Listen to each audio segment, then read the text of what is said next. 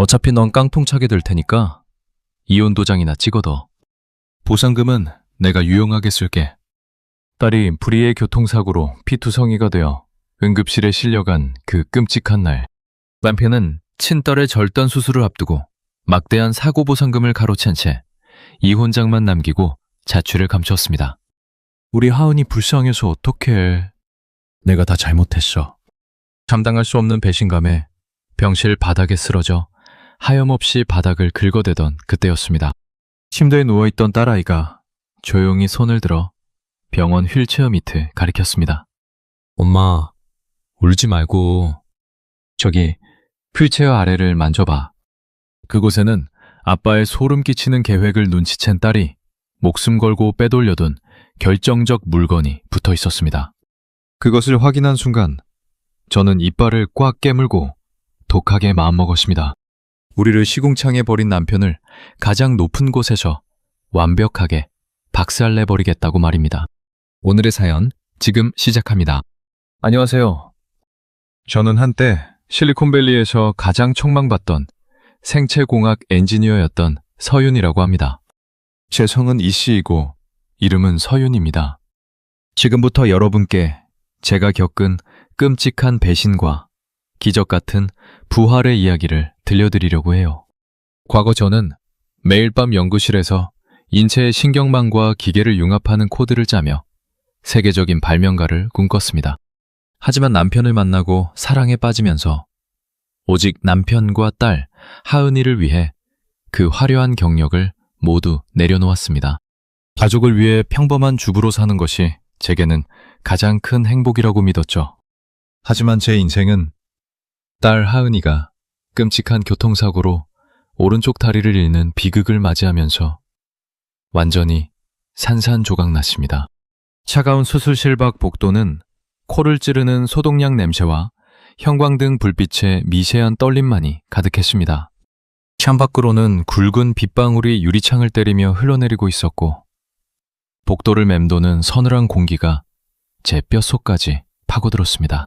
제 심장도 그 빗소리처럼 차갑게 식어가고 있었습니다. 딸의 수술이 끝날 때까지 10년 같은 시간을 버티고 있을 때 남편은 제 곁에 없었습니다. 머뭇거리던 간호사가 비닐백을 건네며 제게 말했습니다. 보호자분 남편분께서 이것만 남기시고 급하게 가셨어요. 제가 턱 근육을 경직시키며 바들바들 떨리는 손으로 비닐백을 받아들며 물었습니다. 제 남편이 이걸 남기고 갔다고요. 간호사가 안타까운 표정으로 고개를 끄덕이며 대답했습니다.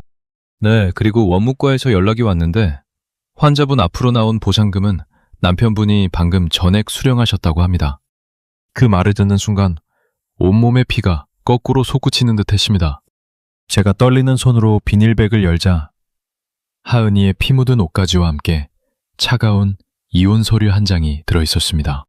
종이 특유의 빳빳한 질감이 제 손끝에 닿았습니다. 제가 이혼 서류를 구겨주며 중얼거렸습니다. 어떻게 나한테 이럴 수가 있어. 읽고 삐걱거리는 소리와 함께 수술실 문이 열리고 의사가 어두운 표정으로 걸어 나왔습니다. 의사가 고개를 저으며 무거운 목소리로 말했습니다. 어머니 최선을 다했지만 오른쪽 다리 무릎 아래는 절단할 수밖에 없었습니다. 제가 의사의 가운 자락을 부여잡고 소리쳤습니다. 선생님, 그게 무슨 말씀이세요? 우리 하은이 다리를 자르다니요. 의사가 한숨을 쉬며 대답했습니다. 사고 부위 손상이 너무 심해서 어쩔 수 없었습니다.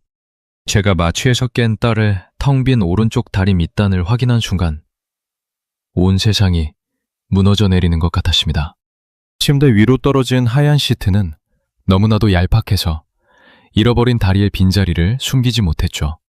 저는 감당할 수 없는 현실과 남편의 잔혹한 배신감에 무너져 내려 병실 바닥에 털썩 주저앉았습니다. 제가 차가운 타일바닥에 이마를 찌우며 짐승 같은 오열을 토해냈습니다. 하은아, 내 딸 하은아. 가슴속이 갈기갈기 찢겨나가는 고통에 숨조차 제대로 쉴 수 없었습니다. 제가 바닥을 치며 울부짖었습니다. 이건 꿈이야. 말도 안 돼. 그 인간이 어떻게 우리한테 이럴 수 있어. 제 눈물과 콧물이 뒤범벅되어 차가운 바닥을 흥건하게 적셨습니다. 손톱 밑이 피투성이가 되도록 바닥을 긁으며 소리쳤습니다. 내가 다 잘못했어. 제발 우리 하은이 발이 좀 돌려줘요. 바로 그 순간이었습니다. 심장 박동기에 일정한 기계음 사이로 옅은 숨소리가 들려왔습니다. 창백한 얼굴로 침대에 누워있던 하은이가 조용히 작은 손을 뻗어 제 어깨를 짚었습니다. 하은이가 바짝 마른 입술을 달싹이며 쇳소리 나는 목소리로 말했습니다. 엄마 울지 마. 제가 흠칫 놀라며 고개를 들어 딸의 얼굴을 바라보며 물었습니다. 하은아, 깼어. 엄마가 미안해. 다 엄마 잘못이야. 하은이의 초점 없는 눈동자가 천천히 자신의 침대 옆에 놓인 낡은 병원 휠체어 밑바닥을 향했습니다. 하은이가 미세하게 떨리는 손가락으로 휠체어의 차가운 쇠기둥 아래쪽을 가리키며 말했습니다. 엄마, 저기 휠체어 밑에 봐. 저는 눈물이 가득 고인 눈을 끔벅이며 딸에게 물었습니다.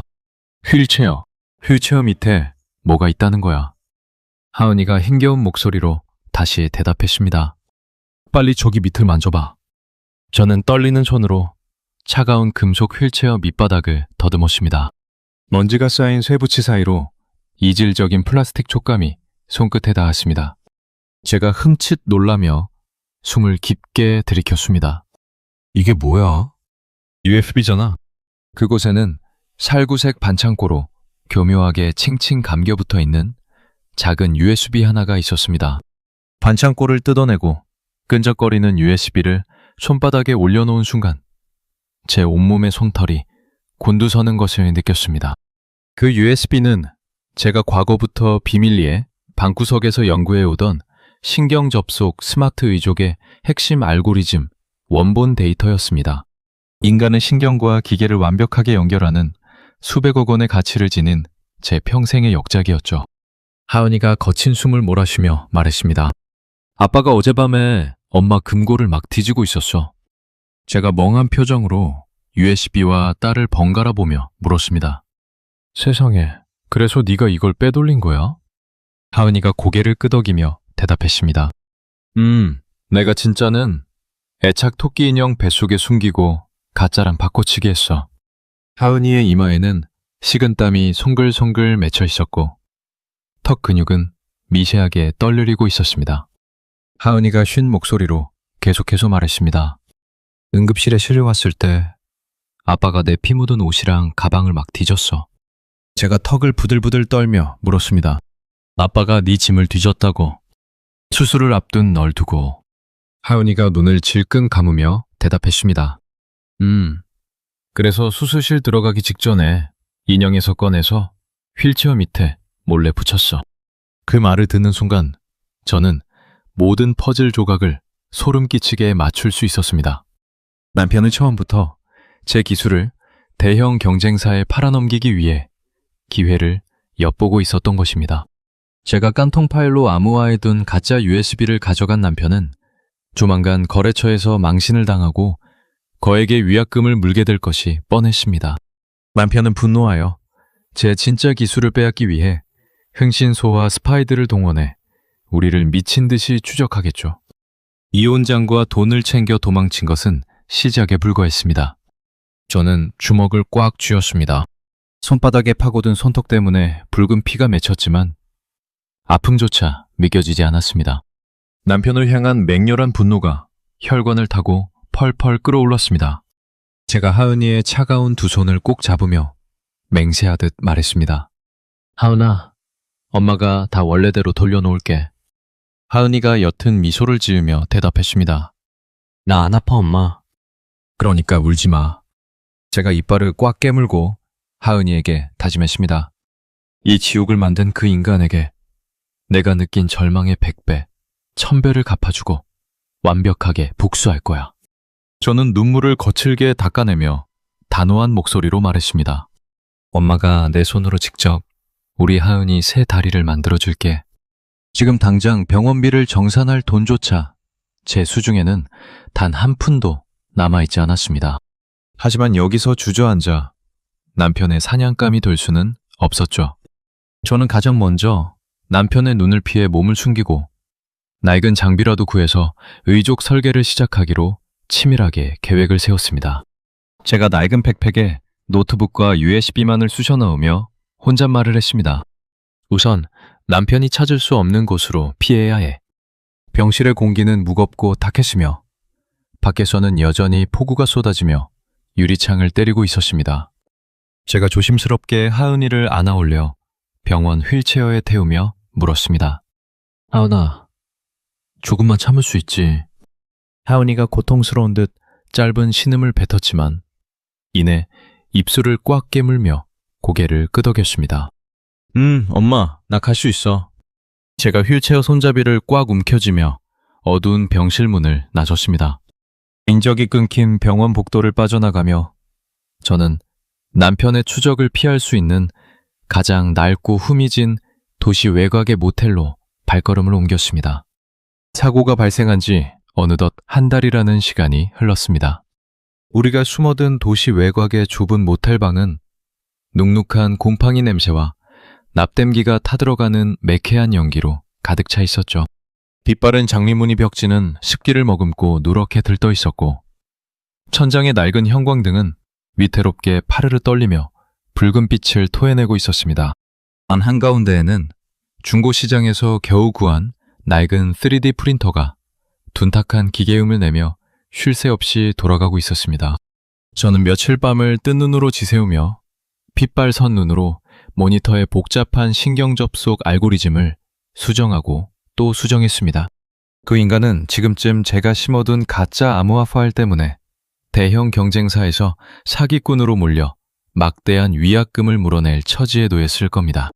다급해진 그가 흥신소 직원들과 산업 스파이들을 풀어 우리가 살던 집을 난장판으로 만들고 제 행방을 미친 듯이 쫓고 있다는 사실도 알고 있었죠.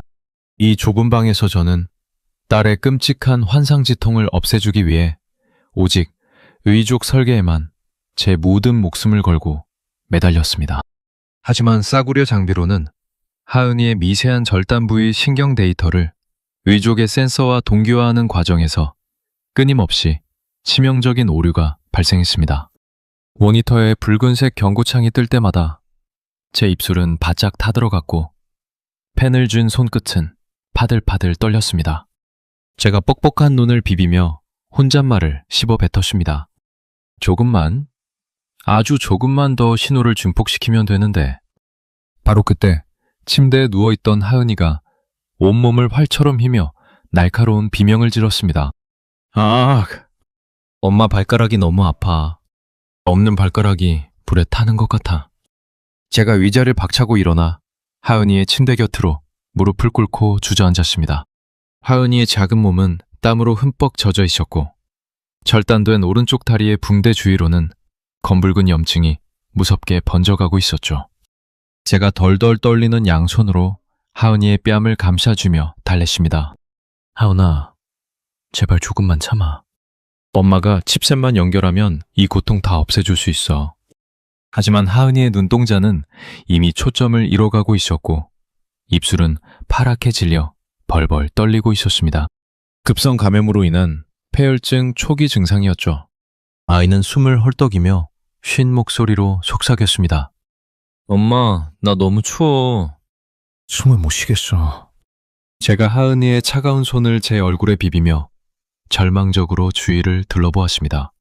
당장 병원으로 달려가야 했지만 문 밖을 나서는 순간 남편의 추정망에 걸려 짐승승처럼 사냥당할 것이 뻔했습니다. 결국 저는 아이의 목숨이 경각에 달하자 이빨을 꽉 깨물고 모텔 1층의 공중전화로 달려갔습니다.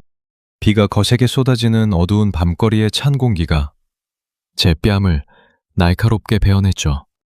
제가 얼어붙은 손가락으로 동전을 넣고 과거 대학 선배이자 국내 최고 권위의 재활병원 센터장인 진우의 번호를 눌렀습니다. 수화기 너머로 익숙한 진우의 목소리가 들려왔습니다.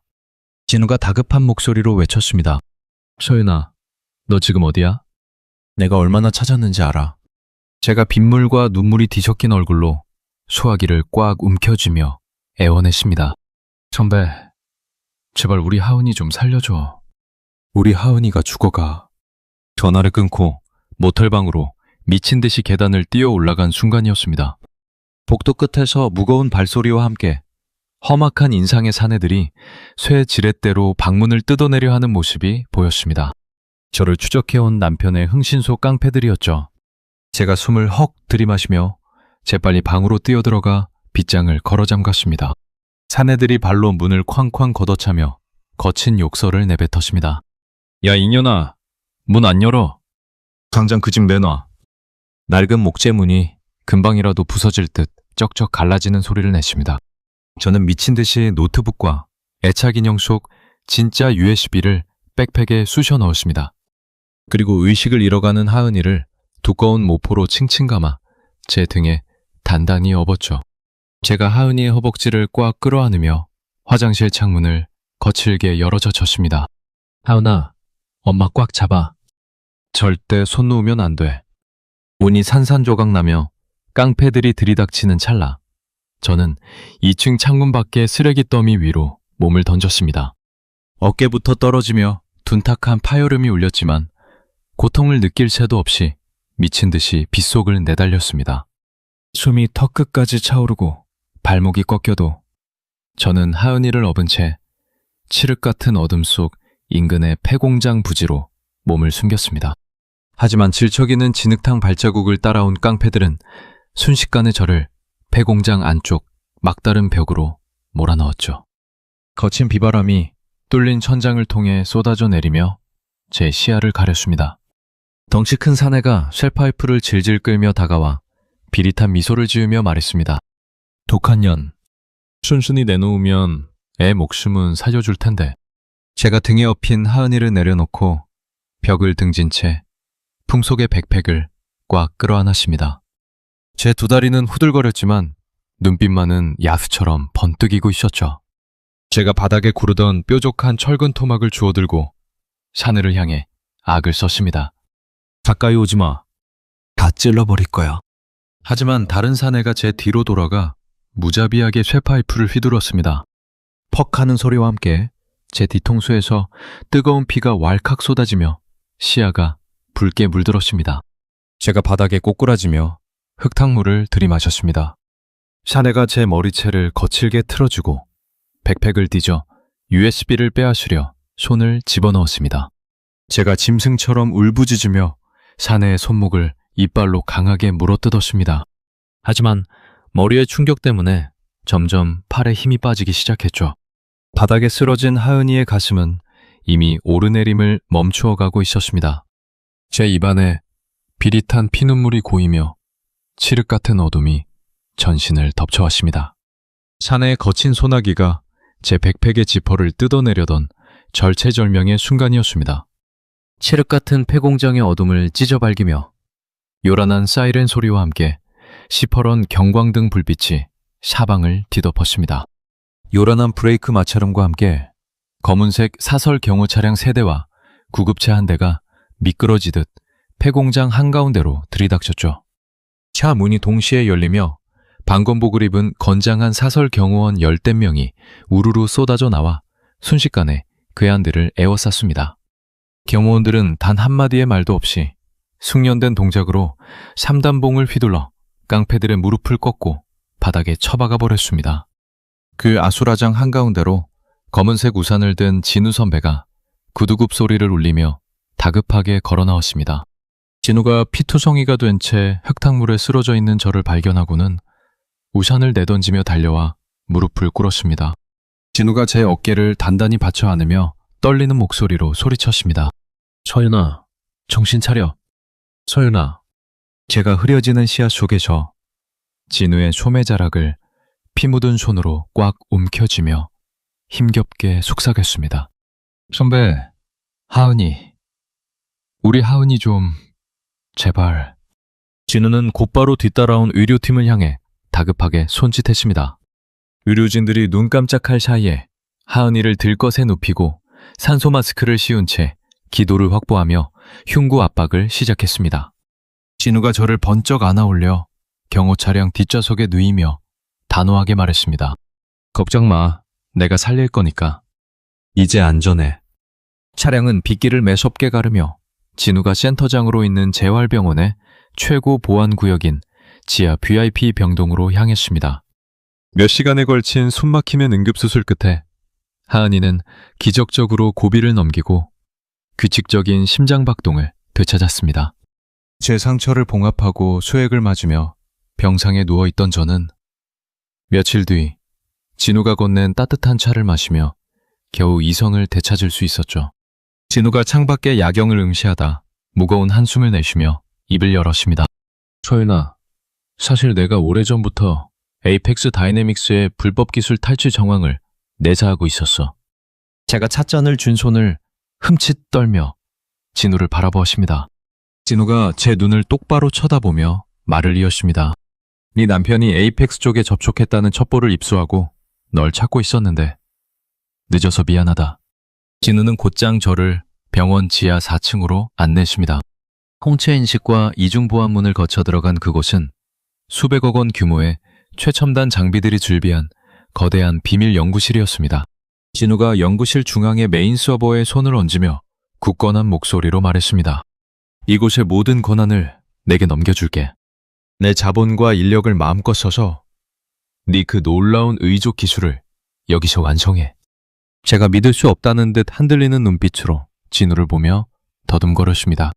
선배, 나한테 왜 이렇게까지?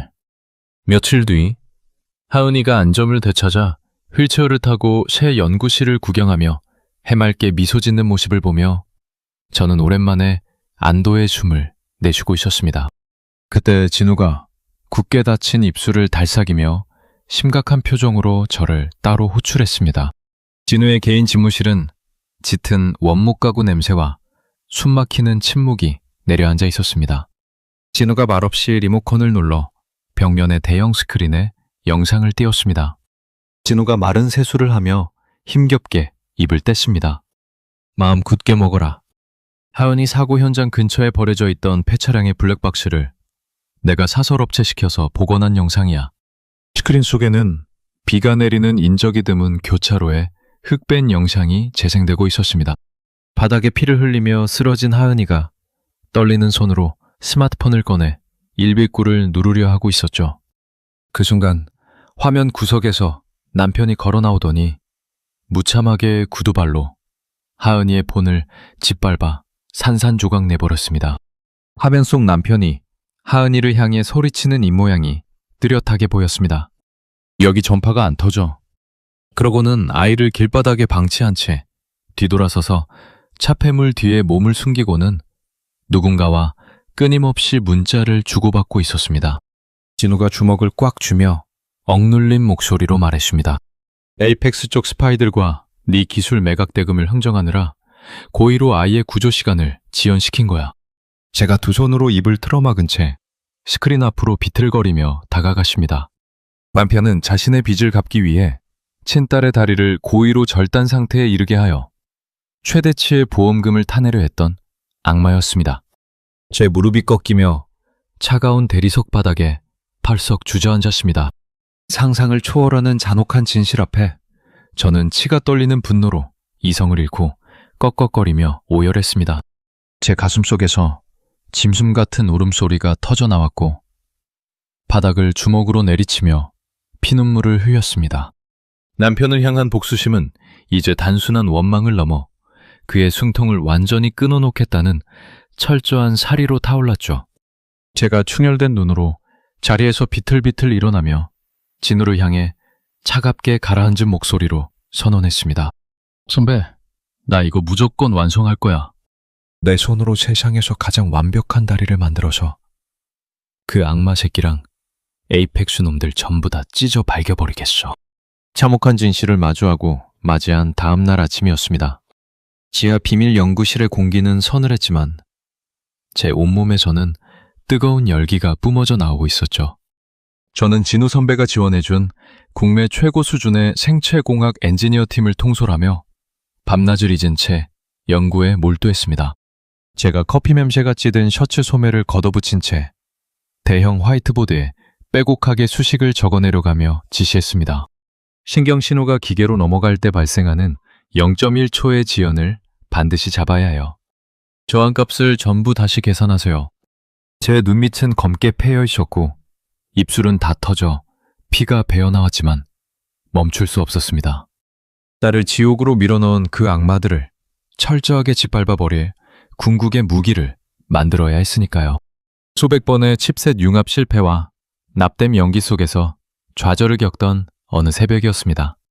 마침내 모니터에 녹색 그래프가 완벽한 일직선을 그리며 동기화율 100%를 알리는 알림음이 울려 퍼졌습니다. 하은이의 미세한 뇌파를 0.001초의 지연도 없이 기계 다리로 전달하는 혁신적인 신호 변환 칩셋 개발에 성공한 것입니다. 우리는 즉시 항공 우주 소재인 티타늄과 초경량 탄소 섬유를 결합하여 하은이의 체형에 완벽하게 맞춰진 첫 번째 프로토타입 의족을 제작했습니다. 햇빛을 받아 은은하게 빛나는 짙은 회색의 기계 다리는 깃털처럼 가벼웠지만 강철보다 튼튼했죠. 며칠 뒤 하은이의 흉터투성이 절단 부위에 처음으로 그 의족을 결합하던 날이었습니다. 연구실은 마치 진공 상태가 된 것처럼 숨막히는 정적이 감돌았습니다. 딸의 다리에 센서 패치를 조심스럽게 부착하는 제 손끝은 미세하게 떨리고 있었습니다.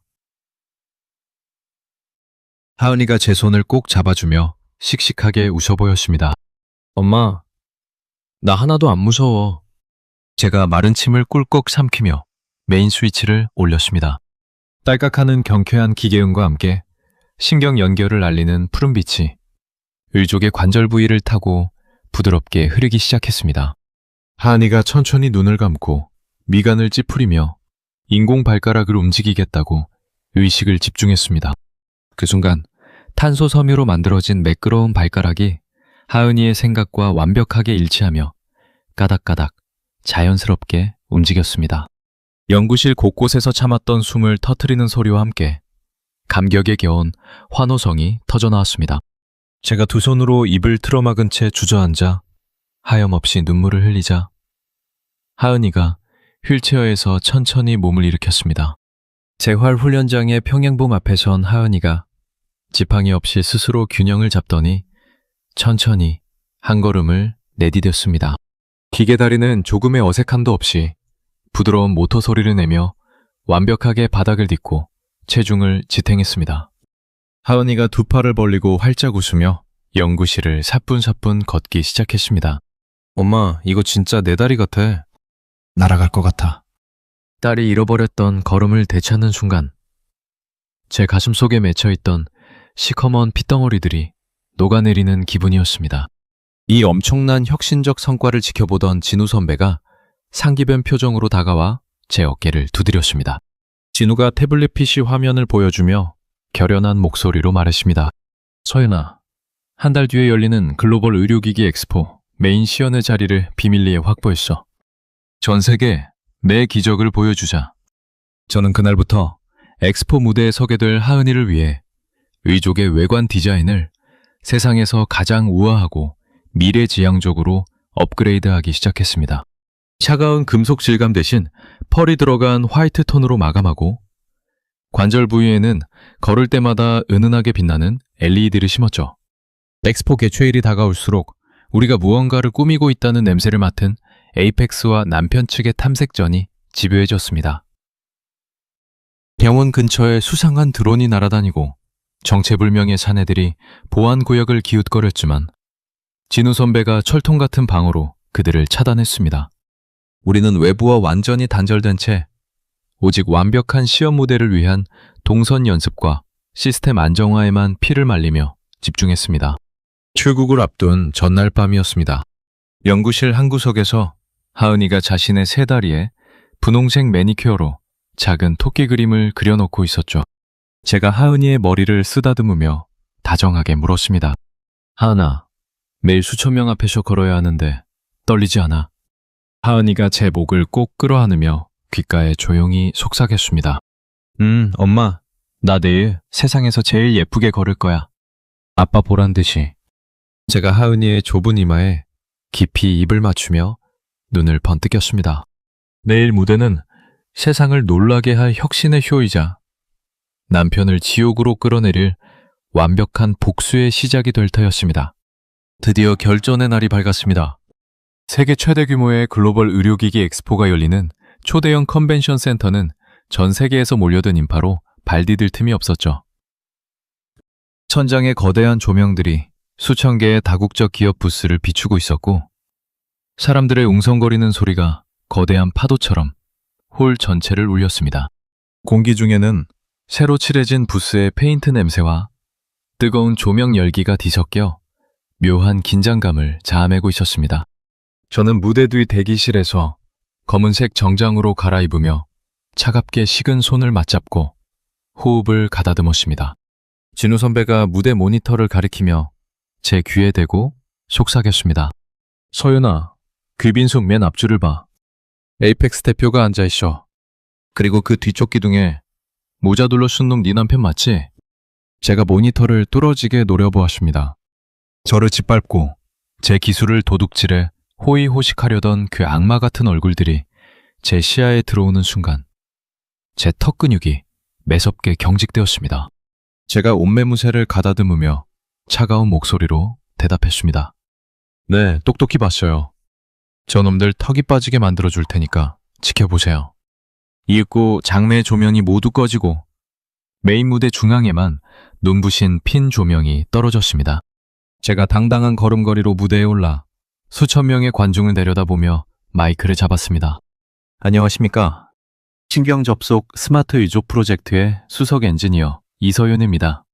제 목소리는 마이크를 타고 홀 전체에 쩌렁쩌렁하게 울려 퍼졌습니다. 저는 대형 스크린에 기존의 투박하고 무거운 의족들의 한계를 띄우며 그것들을 구시대의 유물로 칭했습니다. 그리고 인간의 뇌파를 0.001초의 지연 없이 기계와 동기화하는 저희의 혁신적인 칩셋 기술을 유창하게 브리핑하기 시작했죠. 귀빈석에 앉아있던 에이펙스 대표의 얼굴이 서서히 굳어지는 것을 무대 위에서 생생하게 확인할 수 있었습니다. 제 발표가 끝나자 장내에 웅장한 오케스트라 음악이 울려 퍼지기 시작했습니다. 제가 무대 한쪽으로 물러서며 손을 뻗어 무대 뒤편을 가리켰습니다. 자, 이제 인간과 기계의 완벽한 융합을 여러분의 두 눈으로 직접 확인하시기 바랍니다. 무대 뒤편의 거대한 LED 스크린이 양옆으로 갈라지며 눈부신 역광과 함께 하은이가 등장했습니다. 순백의 드레스를 입은 하은이의 오른쪽 다리에는 펄 화이트로 빛나는 맞춤형 의족이 완벽하게 결합되어 있었죠. 관절 부위의 은은한 푸른빛 LED가 걸음을 내디딜 때마다 부드럽게 깜박였습니다. 하은이는 마치 파리 컬렉션의 전문 패션 모델처럼 고든 자세로 런웨이를 걷기 시작했습니다. 의족의 모터 소리는 웅장한 음악에 묻혀 전혀 들리지 않았고 걸음걸이는 기계라고 믿을 수 없을 만큼 부드럽고 우아했습니다. 조금 전까지 술렁이던 수천 명의 관중들은 일순간 숨을 죽인 채 기적 같은 하은이의 보행에 넋을 잃고 침묵에 빠져들었습니다.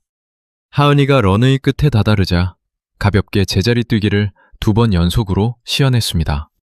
곧이어 빙그르르 턴을 하더니 무대 위를 사뿐사뿐 달리기 시작했죠. 그 순간 정막이 흐르던 장내에서 경악에 가까운 엄청난 탄성이 곳곳에서 터져나왔습니다. 하은이가 무대 중앙으로 돌아와 활짝 웃으며 우아하게 허리를 굽혀 인사를 올렸습니다. 수천 명의 관중들이 일제히 자리에서 박차고 일어나 미친 듯이 기립박수를 치기 시작했습니다. 카메라 플래시가 번쩍이며 눈을 뜰 수 없을 정도로 홀 전체를 하얗게 채웠습니다. 제가 무대 위에서 내려다보니 에이펙스 대표는 사색이 된 얼굴로 경호원들을 대동하고 황급히 자리를 뜨고 있었습니다. 그리고 군중 속에 숨어있던 전 남편은 자신이 버린 아내와 딸이 이뤄낸 수백억 원짜리 기적 앞에 넋이 나간 채 바닥에 털썩 주저앉아 있었죠.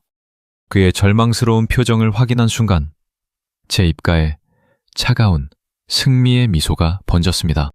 시연회가 끝나자마자 세계 굴지의 의료기기 업체들과 투자자들이 수십억 달러 규모의 독점 계약을 따내기 위해 우리 부스로 미친 듯이 몰려들었습니다.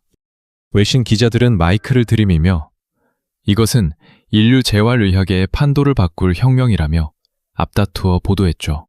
성공적인 무대를 마치고 땀에 흠뻑 젖어 대기실로 돌아온 하은이가 제 품으로 와락 안겨들었습니다. 아이가 제 목을 꽉 끌어안고 엉엉 소리내어 울기 시작했습니다. 엄마, 나 아까 달릴 때 정말 하늘을 나는 것 같았어.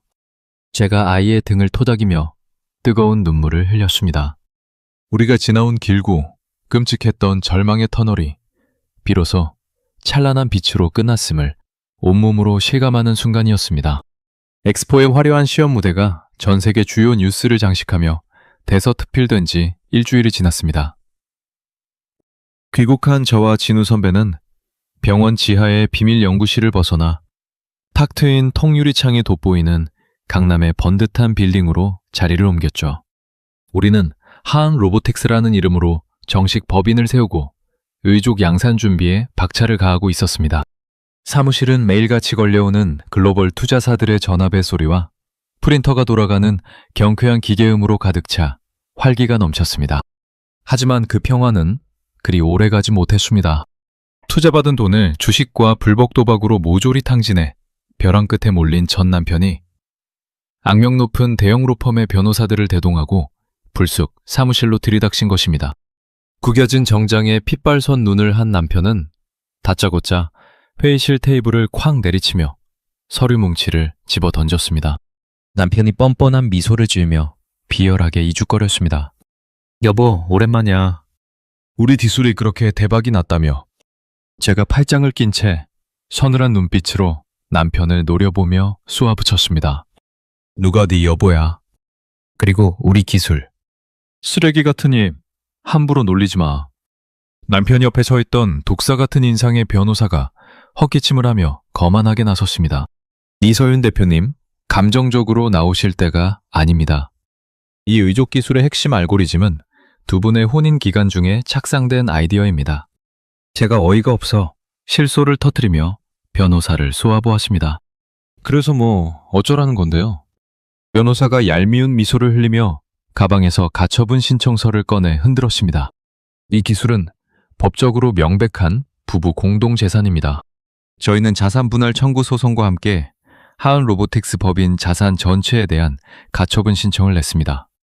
동시에 에이펙스 다이내믹스 측에서도 막대한 자본력을 앞세워 우리가 그들의 산업 기밀을 도용했다는 어처구니 없는 특허 침해 소송을 걸어왔습니다.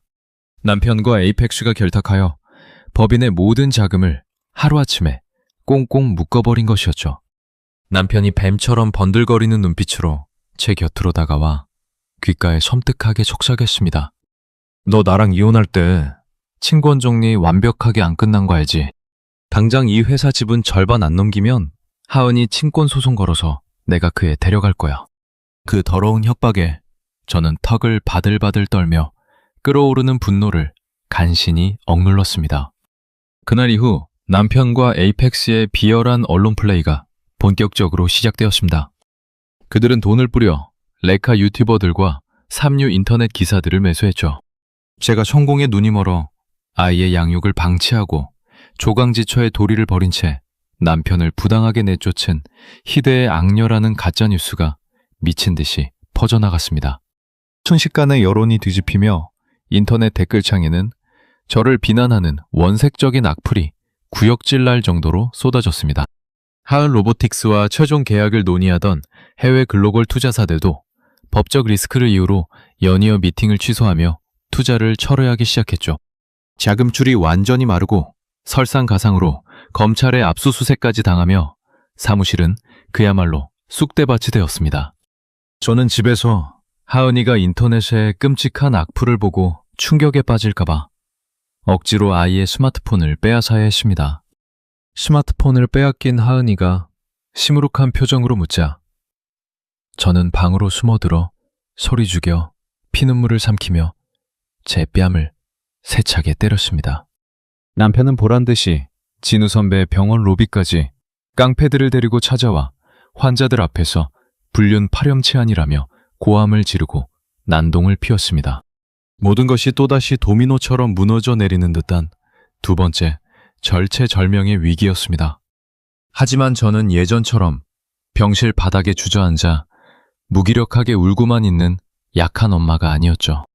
저는 매일 밤 텅 빈 사무실에 남아 차가운 도시의 야경을 등진 채 수백 장의 법률 자료와 소송 기록들을 눈이 빠지게 검토했습니다.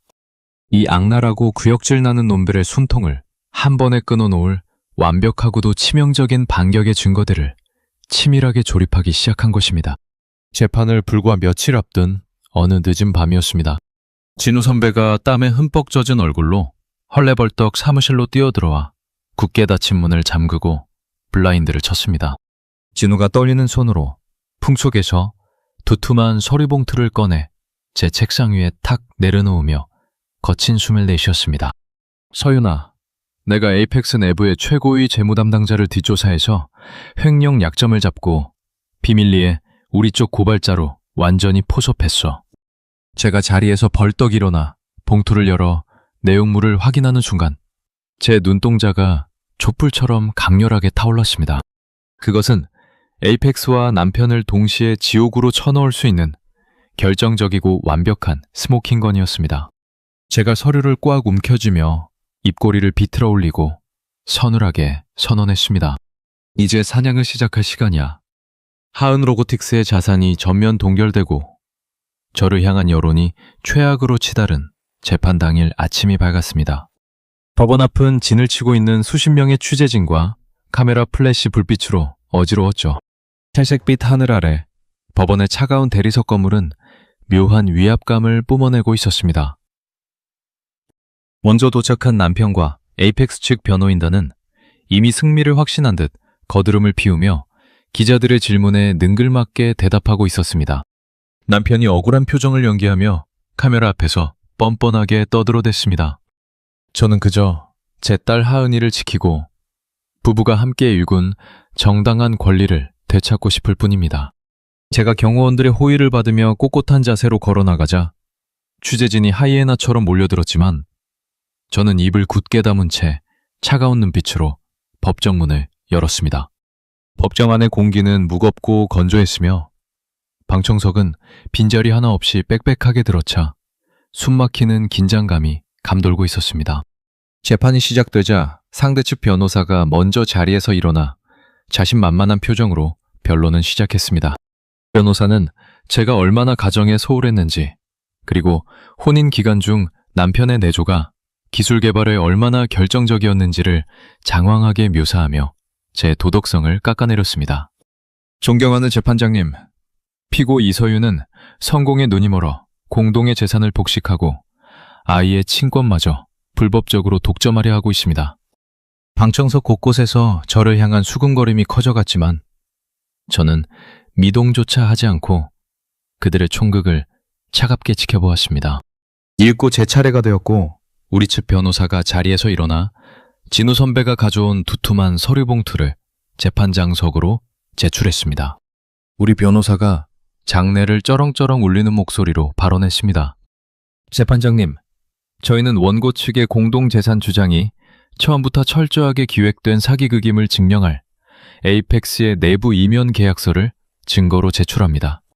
그 순간 여유롭던 에이펙스 대표의 얼굴에서 핏기가 싹 가시며 그의 턱 근육이 경련을 일으켰습니다. 제가 재판장을 향해 또렷하고 단호한 목소리로 직접 발언권을 얻었습니다. 이 계약서는 이혼 소송이 시작되기도 전에 원고 박도진이 제 기술을 훔쳐 단독으로 에이펙스 측에 팔아넘기겠다고 서명한 밀양문서입니다. 대형 스크린에 남편의 친필 서명과 에이펙스 대표의 도장이 선명하게 찍힌 이면 계약서가 띄워졌습니다.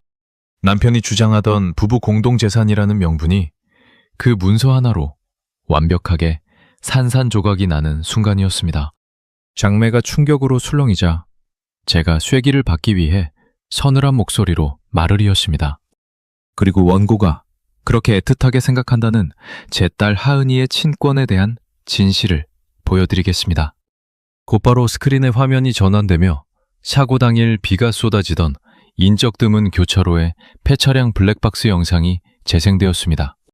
피터 성이가 된 하적살짜리 친딸이 119에 신고하려는 것을 막기 위해 핸드폰을 짓밟고 차폐물 뒤에 숨어 기술 흥정 문자를 보내는 남편의 악마 같은 모습이 적나라하게 공개되었습니다.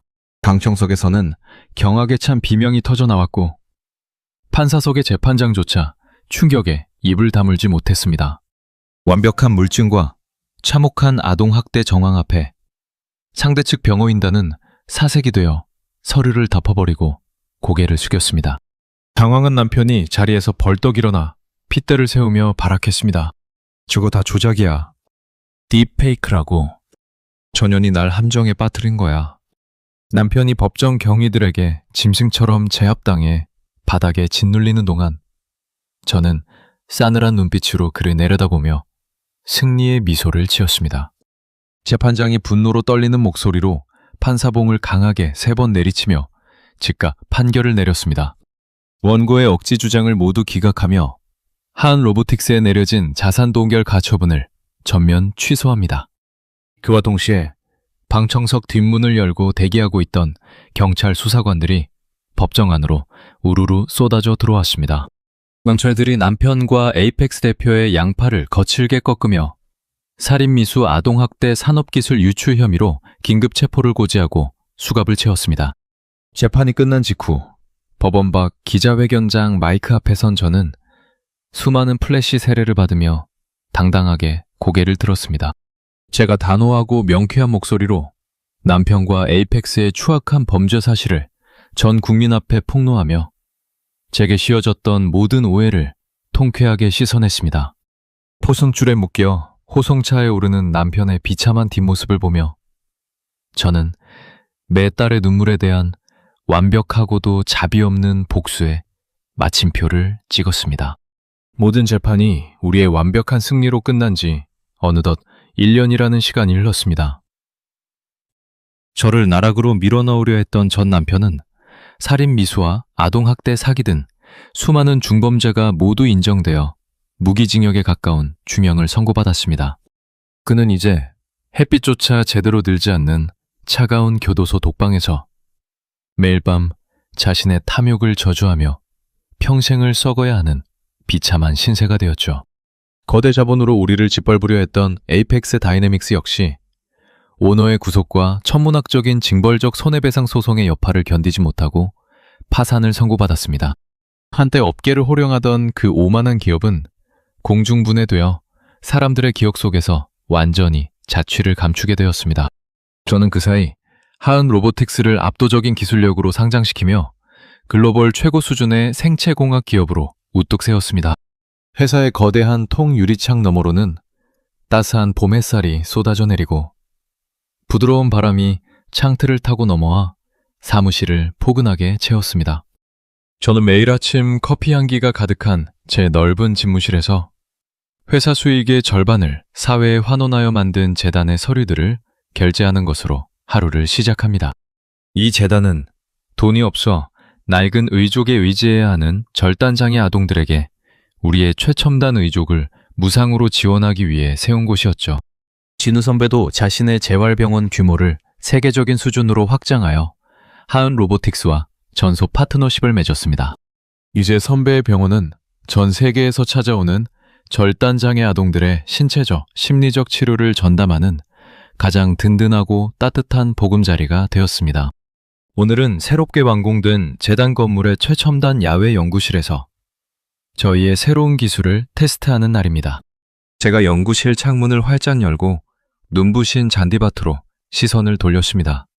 그곳에서는 이제 걷는 것을 넘어 익스트림 스포츠까지 완벽하게 소화할 수 있는 2세배 신경접속 의족을 착용한 하은이가 뛰어놀고 있었습니다. 장애라는 무거운 꼬리표를 떼어내고 중학교 육상부의 에이스로 활약할 만큼 눈부시게 성장한 딸의 모습은 제 가슴을 벅차게 만들었죠. 하은이는 햇살을 받으며 은빛으로 반짝이는 티타늄 다리로 잔디밭을 차고 나가며 곁에 있는 다른 어린 절단장애 아이들에게 달리는 법을 가르쳐주고 있었습니다. 진우 선배가 찻잔을 들고 다가와 제 곁에 서서 하은이의 모습을 흐뭇하게 바라보았습니다. 진우가 따뜻한 미소를 지으며 제게 말했습니다. 서윤아, 하은이 달리는 폼이 국가대표급인데 우리 의족 성능이 좋아서 그런가? 제가 가볍게 웃음을 터뜨리며 대답했습니다. 다 선배가 고생해준 덕분이죠. 그때 잔디밭에서 처음 의족을 차고 걷기 연습을 하던 어린 남자아이가 중심을 잃고 쿵 하고 넘어지는 모습이 보였습니다. 아이가 아픔과 두려움에 울음을 터뜨리려던 찰나 하은이가 쏜살같이 달려갔습니다.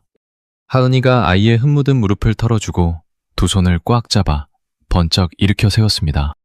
그러고는 치마를 살짝 걷어올려 자신의 멋진 기계다리를 손바닥으로 톡톡 치며 아이에게 활짝 웃어 보였습니다. 창문 너머로 하은이의 씩씩한 목소리가 바람을 타고 들려왔습니다. 괜찮아. 넘어지면 털고 다시 일어나면 돼. 내 다리 보이지? 너도 나처럼 엄청 빨리 달릴 수 있어. 그 아이는 눈물을 훔치고는 하은이의 손을 잡고 다시 한번 힘차게 발을 내디뎠습니다. 그 뭉클한 장면을 지켜보던 제 두 눈에 뜨거운 눈물이 차올랐지만 이번에는 슬픔의 눈물이 아니었습니다. 제가 딸을 위해 흘렸던 피눈물과 병실 바닥에서 울부짖었던 그 처절한 고통의 시간들이 결코 헛되지 않았음을 깨달았습니다. 제 딸이 잃어버린 것은 오른쪽 다리 하나였지만 그 끔찍한 비극은 밑거름이 되어 세상에서 가장 따뜻하고 거대한 희망의 제국을 건설하는 기적을 낳았습니다. 제 곁에서 든든하게 웃고 있는 진우 선배와 잔디밭 위를 날아오르듯 달리는 하은이를 보며 저는 가슴 깊은 곳에서부터 차오르는 완벽한 안도감을 느꼈습니다. 더 이상 제 삶에 어두운 절망의 그림자는 존재하지 않았습니다. 제가 두 손을 모아 가슴에 얹고 눈부신 하늘을 올려다보며 조용히 미소 지었습니다. 제 이야기는 여기서 끝이 나지만 우리가 만들어갈 눈부신 기적은 이제부터가 진짜 시작일 것입니다. 지금도 제 딸 하은이는 세상에서 가장 눈부신 다리로 힘차게 잔디밭을 달리고 있습니다. 차가운 병실 바닥에 주저앉아 피눈물을 쏟던 그날에는 이런 기적이 찾아올 줄 꿈에도 몰랐죠. 돌이켜보면 때로는 가장 깊은 절망의 끝에서 진짜 희망이 피어나기도 하는 것 같습니다. 혹시 지금 감당하기 힘든 시련의 터널을 홀로 지나고 계신 분이 있다면 저희 모녀의 이야기가 다시 일어설 수 있는 작은 위로와 용기가 되기를 진심으로 바랍니다. 이야기를 끝까지 들어주신 분이 계시다면 잘 들었다고 댓글 남겨주시고 좋아요, 구독 부탁드립니다. 감사합니다.